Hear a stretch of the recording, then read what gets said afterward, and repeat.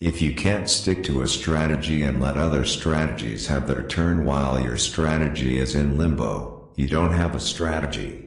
You have an addiction. It's obvious that you have to buy at a price lower than the price at which you sell to make a profit. However, this doesn't mean that you have to buy at or near the lowest price at which the stock has traded historically.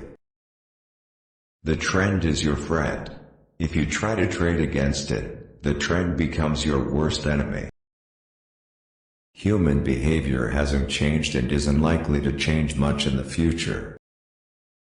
The key is not knowing for sure what a stock is going to do next, but knowing what it should do. Then it's a matter of determining whether the proverbial train is on schedule. Chart patterns are not the cause, they're the effect.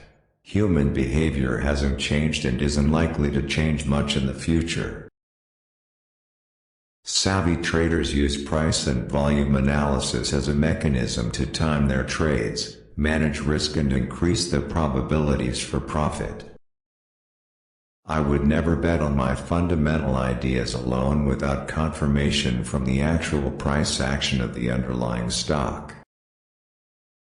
Charts enable us to see what's going on in a particular stock as buyers and seller come together in an auction marketplace. They distill the clash for emotional and logical decisions into a clear visual display.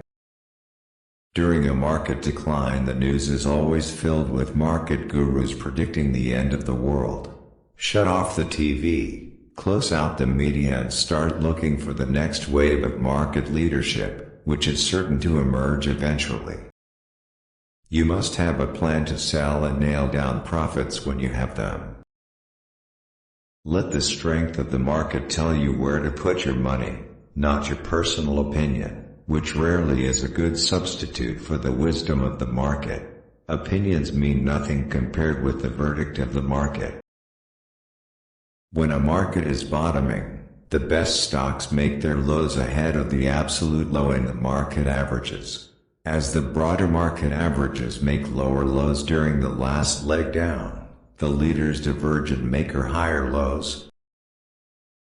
A strong market trend is not something you want to go against. However, if you concentrate on the general market solely for timing your individual stock purchases, you're likely to miss many of the really great selections as they emerge. I made 99% of my profits in the stock market by trading in leading names. By paying close attention to the market's leading names, you can be in the best stocks before they are obvious to the public.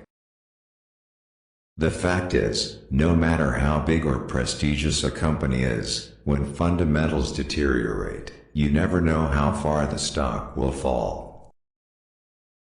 When you see a growing number of names in a particular industry making new 52-week highs, especially coming off a market low, this could be an indication that a group advance is underway. Market leaders are easy to spot, but most investors have psychological difficulty deciding to buy them. Not losing big is the single most important factor for winning big. As a speculator, losing is not a choice, but how much you lose is.